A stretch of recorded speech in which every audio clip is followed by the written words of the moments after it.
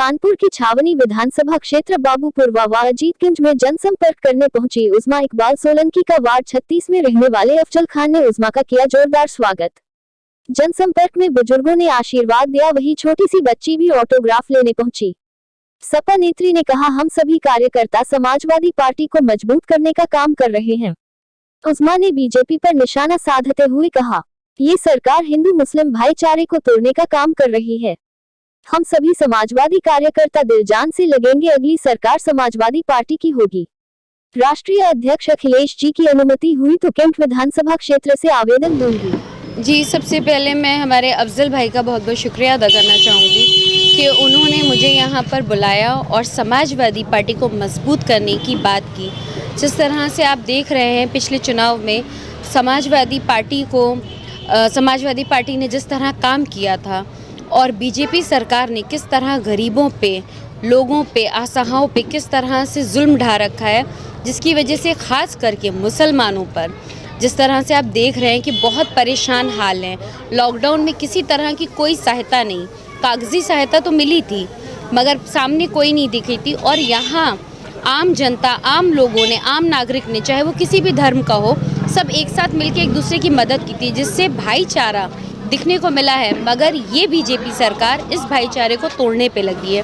तो यहाँ हम बैठे समाजवादी पार्टी के सभी यहाँ कार्यकर्ता हैं मुझको मिलाकर, और हम सब समाजवादी के कार्यकर्ता दिल जान से लगेंगे और इंशाल्लाह अल्लाह ने चाहा तो अगली सरकार हमारी समाजवादी पार्टी की सरकार होगी। और जगह जगह जिंदाबाद जिंदाबाद जगह जगह लोगों तक हम ये पैगाम पहुँचा रहे हैं कि अब अपनी है बारी, अब समाजवादी पार्टी को लाना है, क्योंकि अब बहुत हो चुका ये नाटक बीजेपी सरकार का हिंदू मुस्लिम भाई भाई बांटने का और अपनी गंदी राजनीति का। आने वाले इलेक्शन में आप क्या जो जनता के बीच में क्या उद्देश्य जो है उतरेंगे? जी, मैं इंशाल्लाह अगर अल्लाह ने चाहा और हमारे राष्ट्रीय अध्यक्ष अखिलेश यादव जी की अनुमति हुई तो इस कैंट विधानसभा से विधायकी का आवेदन दूंगी और उसके लिए मैं प्रयास करूंगी कि मैं यहाँ विधायक बनकर आऊँ आप सबके बीच में और सबके लिए काम करूं, ना कि फर्जी जैसे बीजेपी के विधायक घर में कंबल ओढ़ के सो रहे हैं और घी पी रहे वाला काम है, वो ना हो। आम जनता के बीच काम करें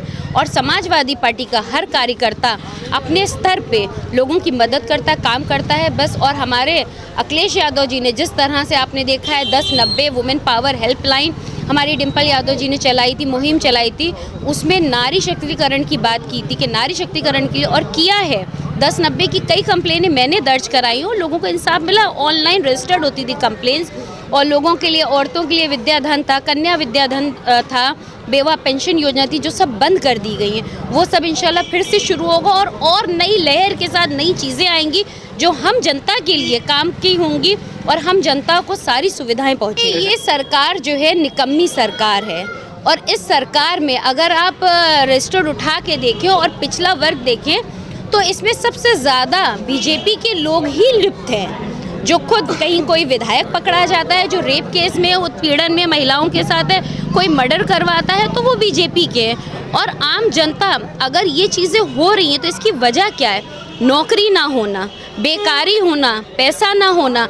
आज लोग डिग्री तो हासिल कर रहे हैं, जो माँ बाप अपने बच्चों को तन पेट काट के पढ़ाते लिखाते आगे बढ़ाते थे वो पढ़ तो रहे हैं मगर नौकरी ही नहीं है। नौकरी नहीं, फ्रस्ट्रेटेड है इंसान, साइकोपैथिक होता जा रहा। और ये सब इस सरकार की देन। और महिलाओं को लेकर, जो महिलाओं के लिए नहीं हो सकता, जिस तरह से हम कहते हैं कि भारत माता एक माँ का दर्जा, एक नारी के स्वरूप में ही तो भारत को हम पूछते हैं, तो अगर उस नारी की ही सम्मान नहीं कर पा रहे और क्या करेंगे जब भारत देश को ही गिरवी रख रहे हैं ये।